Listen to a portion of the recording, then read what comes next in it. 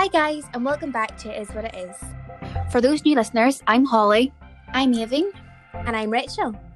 On this week's episode, we're going to be talking about all things from Carrie Bradshaw's return to the screens to Irish phrases and everything in between, of course. We're honestly so happy that you're all loving listening to the podcast every week. It's keeping us motivated to keep going. We say it every week, but we really hope that you enjoyed today's episode. And again, send us through any feedback you may have, or if there's any topics you want us to cover, let us know. And there, in the same city where they met as girls, 3 Ballycastle women enter the next phase of their lives. Okay, maybe that doesn't sound as exciting. I think it sounds great. Definitely. But if you haven't already seen, Sex and the City is back. 2021 is looking up. However, it has been confirmed that Samantha won't be joining the other 3 ladies. What do you girls think about Sex and the City without Samantha? Honestly, I feel like I need a Cosmo for this section. Oh, that would be great. Literally.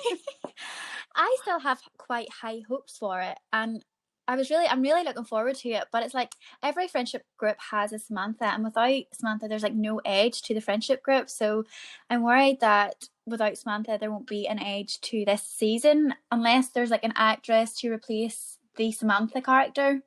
Yeah, I've seen a few rumours that Samantha is going to be replaced by another actress, or she lives in Paris now, or I also seen that they're going to kill her. Oh no!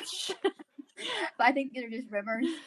But being a really big Sex and the City fan, I'm really going to miss Samantha's character. I just love her personality, her style, and I'm also going to miss Smith, who is our off and on boyfriend throughout the whole of Sex and the City. Because he's not bad to look at. There's a few topless moments. No, he's Easy not. on the eye. I do feel like Samantha really does embody the 21st century woman.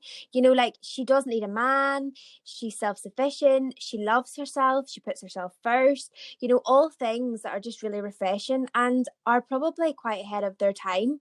You know, Samantha isn't the only character who comes across to be a strong woman. You know, the series follows the lives of 4 strong independent women. We've got Carrie, who's the main character, who is the whole way through writing her own story. You know, she's very much in the driver's seat, and that's really refreshing to watch. You know, women can too often be depicted, if they are, you know, strong and independent, as being aggressive, or it can be misconstrued to be something it's not. All these women are very different. We see their flaws, but we also see how, you know, they've got really great attributes, and, you know, the main sentiment behind it is how they're all loyal, they're great friends. They have got struggles. They're a bit more glamorous than what ours would perhaps be, but they do have struggles, and the series does a really good job of empowering women, in my personal opinion. So, if we were Sex and the City characters, who would we be and why? Rachel, you are definitely Carrie. Like, going to Cambridge for the first time is like Carrie going to New York for the first time. You would definitely be the one to write your own story. Except you're definitely not chasing after men, because we don't do that. No, we don't. For me, even, Yes, I think you not. are definitely Charlotte. There's a scene in Sex and the City. As you know, Big leaves Carrie at the altar in the movie. And Charlotte's really heavily pregnant, and she's carrying all these shopping bags in this scene. She goes into a cafe, she's in a little world of her own, and then she bumps into Big, and she's so angry, and like, she just leaves the shop, she leaves the cafe, she's traumatized. She tries to do it subtly, but it's not subtle at all. She makes all this noise, bumps into the waiter, all that sort of stuff. Just even, I can just imagine it being you. And in the middle of it all, he follows her, and she goes into labour, and she's like, oh God, that is definitely something that would happen to me. But she's so angry. She looks at him and she's like, you hurt her. I love that scene.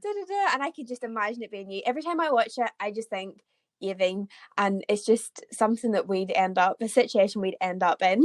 To be fair though, Rachel, I feel like that's something you would definitely be doing as well. If you seen someone who hurt me or Holly out in like a nightclub or what, you would definitely be straight up there in their face. Yes. I've got a bit of Charlotte in me too then, I guess. Yeah. I think, Holly, though, you are 100% Samantha, only because I don't know, like you're that not like much older, but you're a little bit older, like you don't care what anyone thinks, you're just got a lot of confidence in yourself, and I don't know, you just remind me of Samantha. You're like the go-to. Yeah. The words I of have wisdom. I have a lot of older Yeah. wisdom to give to you, girl. Yes. I agree, because Holly, you never worry about what other people are thinking about you. You just do as you please, rightfully so. You're definitely the Samantha. I'll take that. I'll take Samantha for sure. It is funny. But you know what? Sex and the City is built around relationships and more so friendships. Which, you know, had me thinking, how are your relationships and friendships working during lockdown? Because I know it is a hard time for everybody at the minute in terms of trying to keep relationships going. Yeah, well, for me, I always find lockdowns hard because with my family relationship, with my mum and my dad and my brother, because Max is a full-time carer for his gran at the minute, so I would feel so guilty and I wouldn't want to risk anything by seeing my family. So that definitely is a bit of a strain with my family at the minute. I am finding it tough. I miss them so much. But hopefully this isn't for too much longer. And on the brighter side, I definitely think that every lockdown makes me and Max a little bit closer, just because it's just the two of us, and it takes me back to Australia, because we definitely grew closer as a team back in Australia because there was only the two of us. And normally, when it's normality and we're not in a lockdown, the both of us are working full time. On our days off, we're seeing family, friends. You know, Max has nearly got something on every single night with sport. So we would rarely see each other, you know, whenever it's normal. So it's actually quite nice that the two of us are spending this much time together. So yeah, it's definitely always brings us closer. Don't get me wrong, there is tough days as well.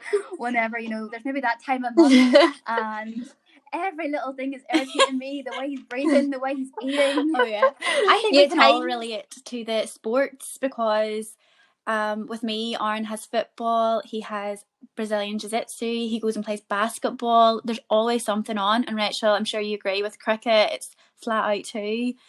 And that's in normal life, so it is nice during this lockdown that they don't have that to go to. I know, I'm getting all the attention. It's great. But yeah, the sports side of thing, like we're kind of used to in the summer, Cal, I barely ever see him. Like he's away playing sport 24/7. And you know what? Like I kind of want that normality back, because I don't know, like yeah, it's just nice to have your own stuff going on.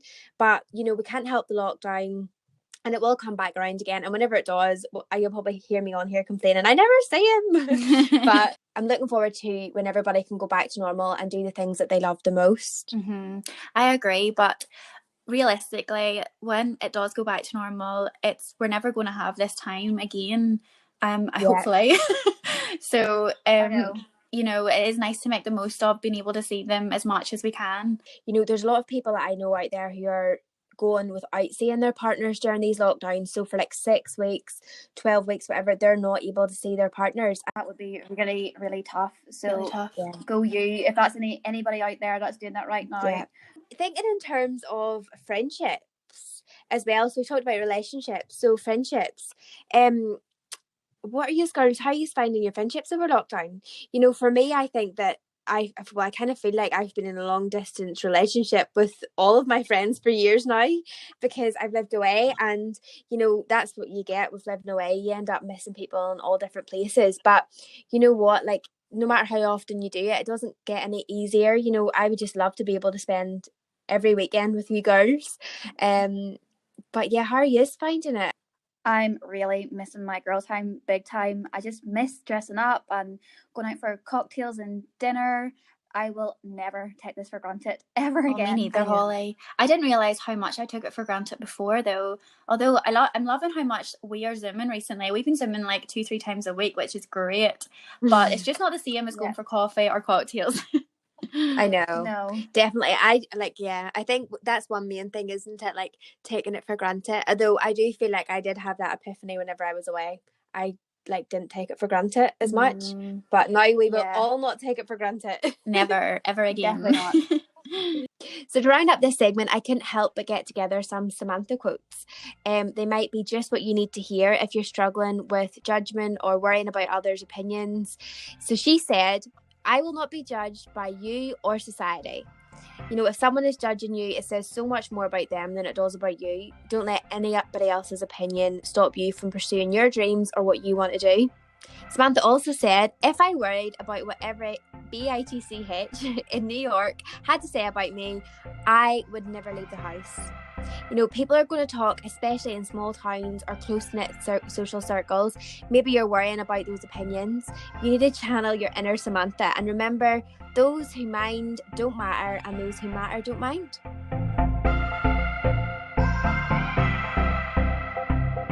People have requested to get to know us better, and we have been answering your questions over the last week. This week is Rachel's turn. Where is the best place you have lived? I'd say that the best place that I have lived would probably be Cambridge, and I just love being there. I definitely look at Cambridge as a second home. They have literally got the best summers in England. Well, compared to Ireland and Irish summers, they're pretty great. And there's just such a laid back atmosphere in Cambridge as well. You know, like people cycle everywhere, students and families just chill in the parks or by the river at the weekends. And there's like, it's just the most beautiful place. The architecture is amazing and people are so friendly. So overall, it's just a really nice feel. You know, I've had some of the best days just sitting by the river with friends, drinking wine, eating food until it goes dark, and then just heading to the pub after that. So, you know, those are things you would do when you were younger. Maybe here in Ballycastle, we maybe would have met up a lot, but in Cambridge, it's like very friend orientated and meeting up with people and socialising. So, yeah, I'd probably say that. That sounds I was amazing. just about to say that. That sounds like a dream. I know, maybe, I don't know if I'm just like over fantasizing it because I haven't been there in so long. But no, keep it like that. Keep thinking that. Sounds amazing. So another question is, what is one piece of advice you would have for people leaving home? I would probably say you're only ever a flight away. You know, allow yourself to be present in the moment. You know, time goes by so fast. Just enjoy the here and now. Also take loads of photos if you're away traveling or if you're away. You just don't know how special they'll be when you come back, and that goes for life in general. Take photos, as many as you can, because that sounds so true. You don't know the value of a moment until it becomes a memory. Definitely. Good one. Another listener asked, best thing about living in Australia, and also Melbourne or Sydney? Holly, you got asked this one too. I would agree with you. You had said, you know, Aussies have got a great work-life balance, and it's so true. You know, I swear they're happier because of it. Also, the sun definitely helps. I lived in Melbourne, and I loved it. But people also say if you like Melbourne, you won't like Sydney and vice versa. But I can kind of see why people would like both places. I loved Melbourne. I loved how edgy it was and artsy. And as I lived there, you know, I just thought Melbournians, the people that are there, they're just great. They definitely made it for me. Just, you know, they're so welcoming and, you know, funny. So definitely, I love the Aussies. I did love the vibe of Sydney too. You know, I love how close Sydney is to beaches. When I picture like an Australian experience, it's just finishing work and going straight to the beach. I also in Sydney, I know if people are traveling there, there's a great Irish community, and so many people love the idea of going to Sydney and meeting up with like Irish people. And actually, I met so many Irish people when I was in Sydney, not even people I knew, just working in bars and pubs and things like that there. It was just all Irish people. I couldn't believe it. So it depends what you're into. Personally, I loved getting to know the Aussies and experiencing their culture. So for me, Melbourne was definitely had that. But I know if you're looking for maybe like meeting up with different Irish people and having that kind of experience, Sydney is definitely probably the place for you. But I'd also say that if you are moving to Australia, it's a big move. So just, you know, allow yourself time to settle in. It doesn't happen overnight, and you definitely go through stages of missing home and all of that. But like I said before, just allow yourself to enjoy the experience. You know, God knows I'd love to be in Australia right now. Oh yes, definitely. Yep. Another question. Will you ever travel again? Definitely. I have got a list the length of my arm of places that I want to see, and once this craziness is over, I will definitely go traveling again. I don't really post on social media a lot, but I have had such great experiences traveling, living away from home. And I just can't recommend it enough. Like, people just to get out of their hometown, live away. It doesn't have to be miles away, but just so that you can experience something new. Yep, definitely. Best piece of advice you have ever got given? Best piece of advice would probably be everything happens for a reason. Or people that come into your life are either a lesson or a blessing. I think it's important that we don't regret things that have happened. Good one. So, another listener has asked, what is the difference between Ireland and England / Irish and English people? I have to be really careful that I don't offend somebody here. I would say the biggest thing would be humour. Humour's quite different between living in Ireland and England. That was something that I found was a shock. English people can be so rogue with what they say sometimes. If you want an example of English humour, I'd say watch Ricky Gervais's series on Netflix, Afterlife. Have you guys watched I love it? that series. I've watched yes, it. It's so good. It's really funny, but I just feel like that's a perfect example of English humour. And if you want to kind of gauge Irish humour, I'd say watch Derry Girls. The nun and that cracks me up. I just think she is she just has that sarcastic Irish wit. So that would be probably the biggest difference. Also, I find whenever I first moved to England, English people don't wave to each other in the street, and I find that so strange. Although I think that might just be a city thing, but I'm not too sure. I don't know if it's an English thing, but I just remember being traumatized, thinking, am I doing something wrong by catching eye contact with someone and saying hello? I don't know. Have you ever experienced that, or is it an English thing, do you reckon? Well, I know whenever I went to Belfast for uni, I found that if I was walking by someone, I'd be like, hi, or give them a smile or wave, and they're definitely not as friendly as people from the North Coast. No, definitely not. I don't know if it's just like a North Coast thing, but people are so friendly around here. It just makes your day. One time, me and Max were going for a walk on the beach, and we went round the back of the beach just because it was a bit more quieter. And there was a few people passing us, and it was after the New Year, and they were just so lovely. They're like, "It's such a beautiful day, isn't it?" And Happy New Year to you. And like, don't have a clue who they are, but they're just so nice. It does. It makes your day.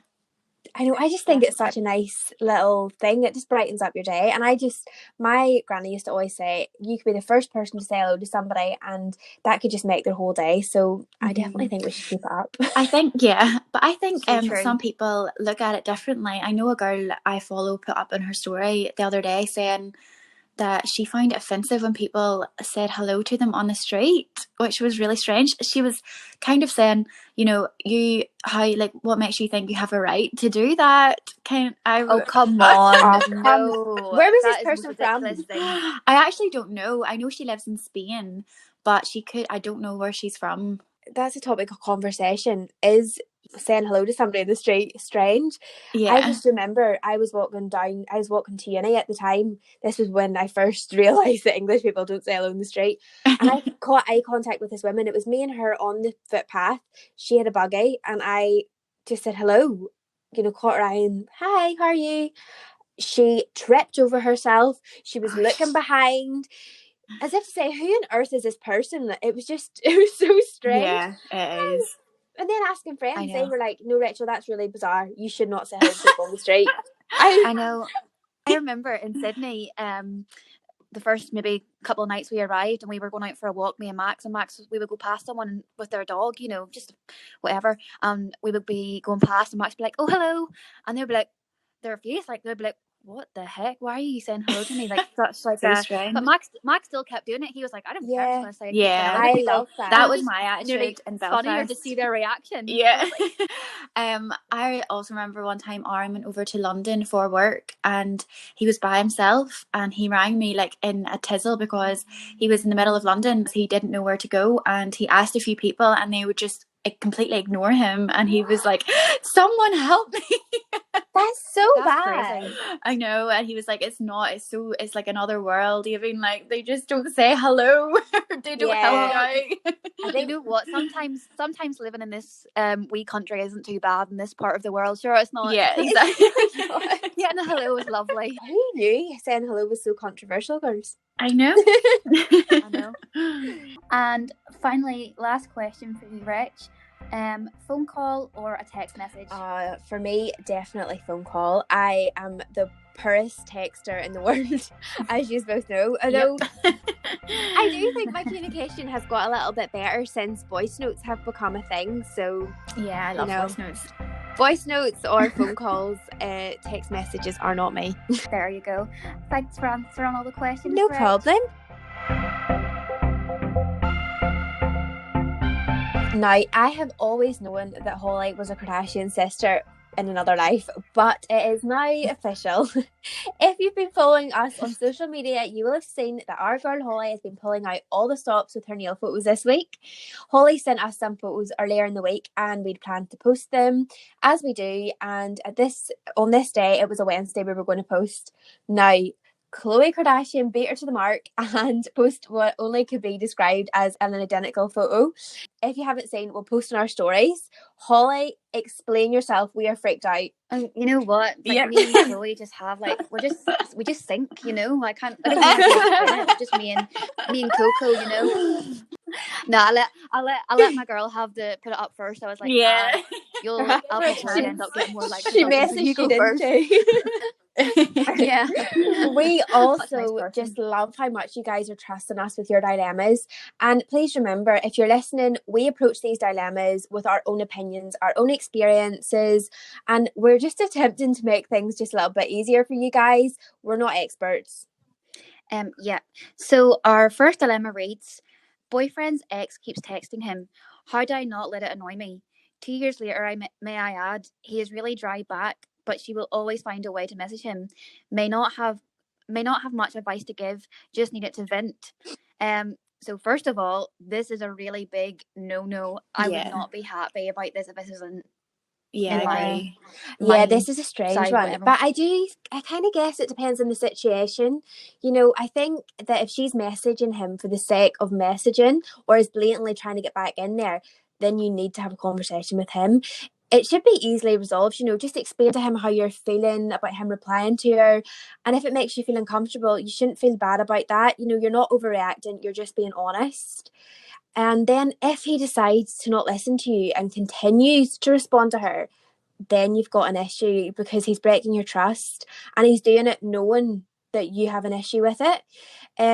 You know, trust's so important in any relationship. You know, it can be a friendship or whatever. Trust and respect. So personally, I just trust people wholeheartedly until they prove me wrong or give me a reason not to. And I think texting an ex or any other person for that matter in a way that could be construed as being flirtatious or, you know, kind of inappropriate, that's a major breach of trust in my book, I would say. But at the same time, this girl's messaging your partner. So I think don't jump down his throat. First, explain yourself, see how he feels about it and see how he responds to the situation before moving forward. And just be aware that, you know, she may be doing this just to jeopardize your relationship. You know, she may still be hurting. May want him to feel the same. Maybe she's not happy that he's moved on. So I wouldn't, you know, just jump straight down his throat. And I know, you know, some people do struggle with exes, you know, the idea of an ex, but you know, everybody has a past and it's just important to remember that your partner's with you because they want to be, you know, they're no longer with their ex because for some reason it didn't work out. So you need to accept that and move past it and just have confidence in your partner that he's going to make the right decision. Yeah, I agree, Rachel. I feel like she isn't just messaging him for no reason. It sounds like she's trying to like worm her way back in there. Like, what is the reason for her messaging him in the first place? Is it because they have like genuine something there that they have to reason or message, or is it just for chats? Yeah, so I would definitely communicate to him that it makes you feel uncomfortable, and if the shoe was in the other foot, how would he feel if your ex was messaging you? 100%. And if he isn't willing to see your side of things, or if he isn't willing to stop messaging her back, I think you deserve better. I mean, it's not really a big ask to ask your boyfriend to stop messaging his ex, is it? Or why does he want to be messaging her in the first place? Definitely not. Yeah. But if you just explain Yeah. how you feel and how like I hurts think you, then sometimes like they'll I don't think it's a understand. bad thing to be in good books with your exes. Like I don't think that's fine, but it's when it's messaging them every day, that's when it gets weird, I think. I think it's just out of respect, isn't it? It's the whole concept of if you are messaging them, messaging somebody else, another person of the same gender that you potentially would have an interest in or have had an interest in, there's just something strange about that. And, you just have to be respectful.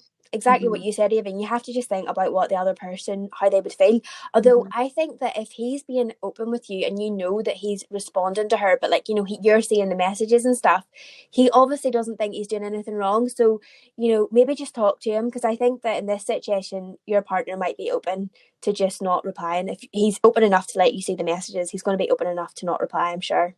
Well, I've had exes who have been open enough showing me messages, and then whenever that ended, they were straight in there. It's always the girl as well that they tell you not to worry about, isn't it? It's always that girl. And also, if you're an ex-girlfriend, I also just think I'm a girl's girl. We're all girls, and I just would never. I just don't step on somebody else's toes. Like, let them move on and literally respect that girl. So the next one reads, I can't help picking off my nail polish. Any advice? Holly, this is one for you. I'll take this one, girl. So the biggest thing is, do not pick off your gel, Evie McKinley. Did you write this in?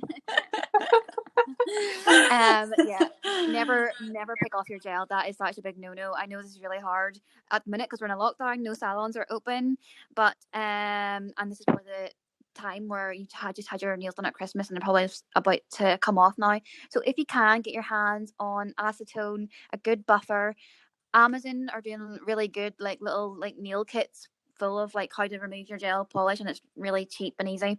So definitely recommend that. But if you have picked them off, just bring them down as short as possible, just because they will probably be very weak, and then just lather on that cuticle oil. Holly, I'm a culprit for this, but see if there's a little tiny bit that's hanging off, I'm just like, oh no. Oh no. Oh, that's that song.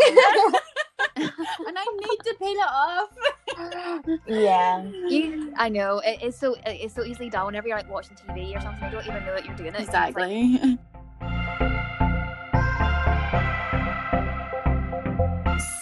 So many of you guys have said how you are finding it hard to understand some of the phrases that we've been saying over the last couple of weeks. One listener wrote in this week and said how she was mixing me and Aving up whenever I was the one that was actually telling the story, but she thought it was Aving. Some people were mixing Holly and Aving, me and Aving. So we found it quite funny because we can obviously... we're not mixing ourselves up, but we can see it. Yeah. So we find it really strange, but you know what? We're going to try our best to sound a little bit different.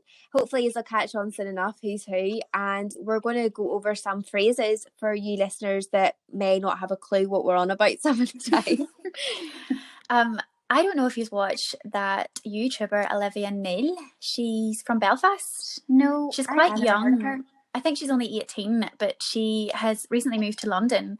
I love watching her. She is so funny. She just does not give a toot. She is totally herself, and she's just so funny. But she's recently moved to London, and I was watching her 10,000 calorie challenge she uploaded yesterday, and she was saying that she went to the drive-thru in Starbucks in London, and they asked her, or she asked them if they had any vegan buns, and the guys in Starbucks were like, buns? Like, what are buns? And she was like buns, buns. And her friend, who is English, was like, what are you talking about, Olivia? But I can't believe they don't use that word in England. Rachel, do you hear them use buns in English? Yeah, I don't think I've ever had that issue with buns, using the word buns before. Nah. Well, for anyone who doesn't know what buns are, which you're weird if you don't, it's a cupcake or a tray bake. Yeah. No, I think that's not the strangest one that I've heard. It's not our accent that they struggle with. It's like what we say, so our phrases. And whenever I first moved to England, I remember I would have been like, what's the crack? And everybody would look at me like I had 10 heads. What's she talking about crack for? Like, all these Londoners were like, is she talking about drugs? Like, what's going on here? And I slowed down what I was saying. So instead of understanding that what's the crack is just not anything they'd understand, I was like, what is the crack?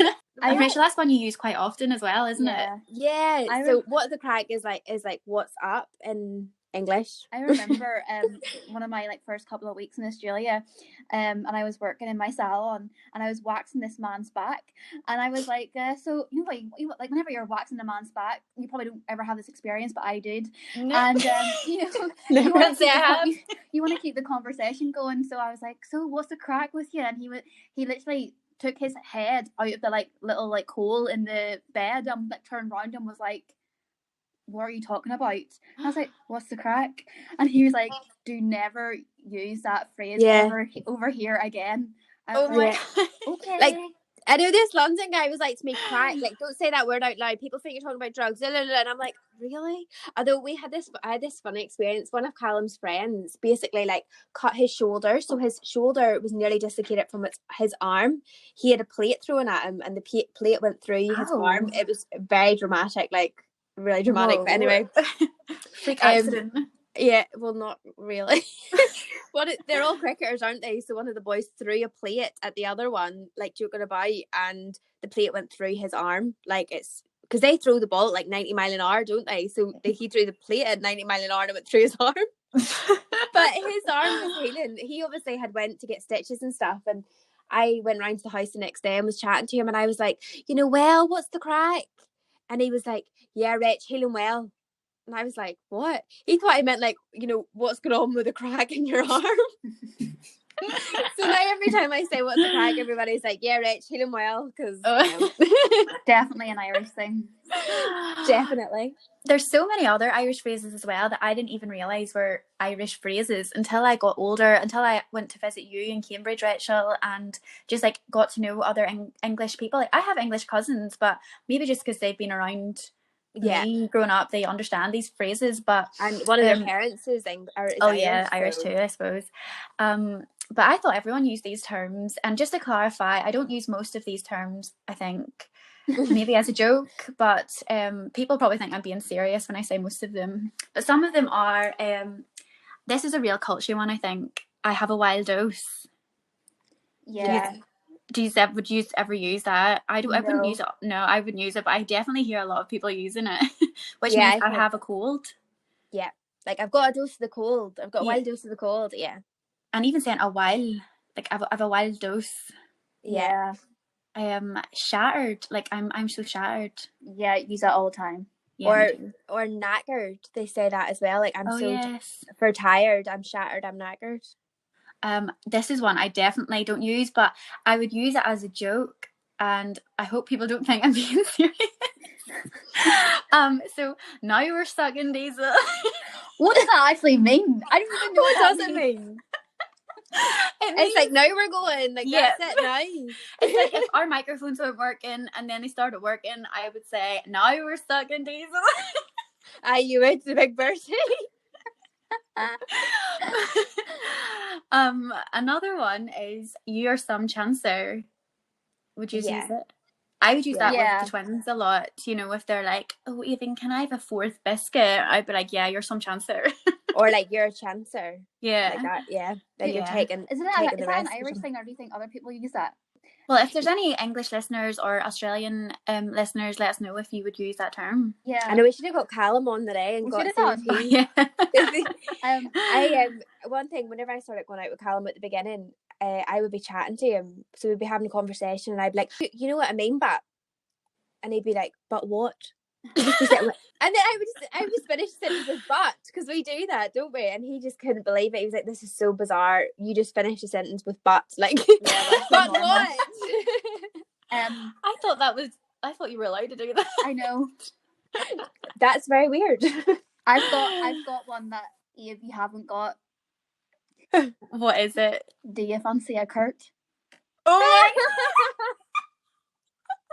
Curt me. Back to the elk days. My friend wants to know if you'll curt me. That is definitely an Irish thing. Oh my god. So a curt is a kiss, isn't it? Yes. Mm-hmm. I was talking. And like sometimes, growing up, like I don't even think anyone even uses that word curt anymore, do they? But my like dad or my mum or my aunties or uncles or something would say it as a joke. Yeah. And I'm like, ew, don't use that word. I know. I know. Are you going for a curt? I sent my friend who lives in England a wee piss tech Christmas card, and it had like mistletoe on the front, and then it said Kurt ? Oh. And her boyfriend's English, and he was like, Kurt? What does that mean? I wonder how that phrase even came about. Is it because you might go behind a curtain for a kiss? Maybe. But I just feel like Irish sayings aren't as logical as that. Do you know what I mean? It would be as simple. You know what else was another thing? Whenever so this is like whenever I travelled, 2 words that honestly I struggled with and people just didn't understand. So I would say, I'm going to look in the mirror. What? Yeah? How would you say mirror? Mirror. Right. That's not how you say it, apparently. Okay. They say it like mirror. Mirror. I'm going to look in the mirror. Oh. Not mirror, mirror. Mirror. How strange is that? But I honestly, whenever I was in Australia, I won a raffle and I won a mirror, and I was like, oh my goodness, I won a mirror. And everybody was like, what on earth is a mirror? And I was like, like a mirror, and I was like, you look in it, and they were like, a mirror? And I was like, that sounds strange, but yeah, go with that. It was so funny. And also the other one was tile. Yeah. How'd you say tile, Holly? Tile.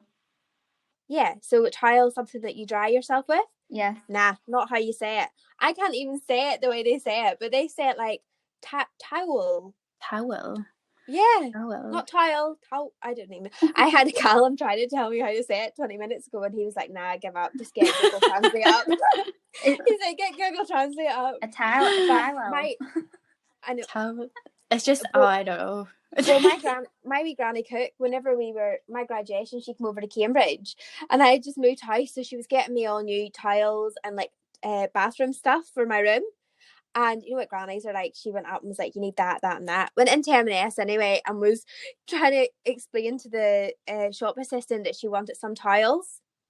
They had no idea. They were like, thought she was talking about tiles for the wall, and they were like, no, you need to go to home care or whatever. And she was like, for a tile, I need to go to B&Q for a tile. She was like, no. And then she was like, you dry yourself, like showing all the actions, and they were like, nah, tile. I think another way of saying it over here is tile. Yeah. Tile. Like TOUL, like just tile.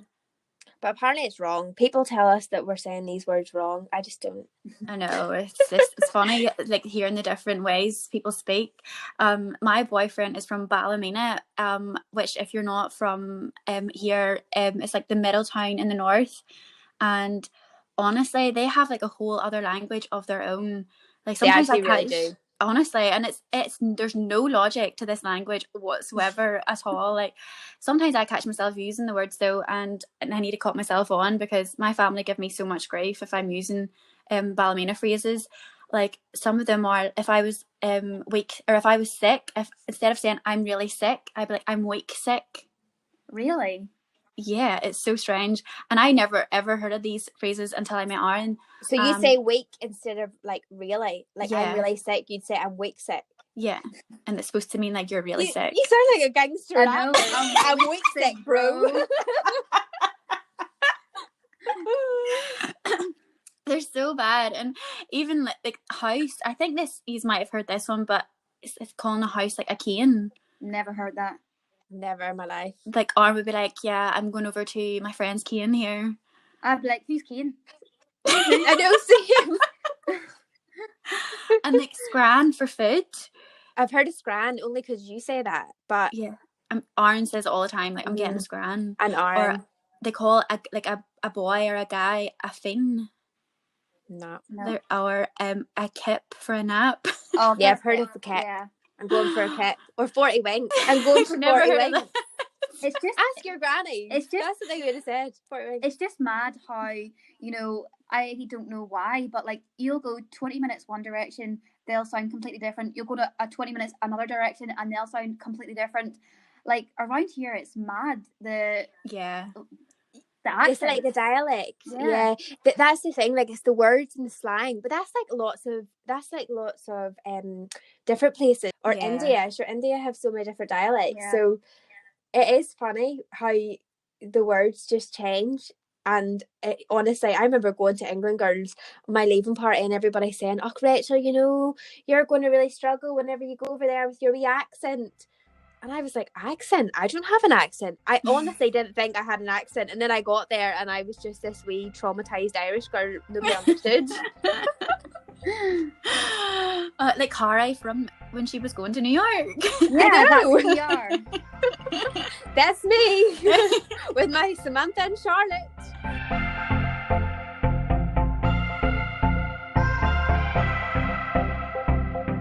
So that's us. We've come to the end of episode 5. Thank you for listening in. We really hope that you enjoyed. And make sure to follow us on all of our social media platforms to keep up to date. Until next week, take life as it comes and remember, it is what it is.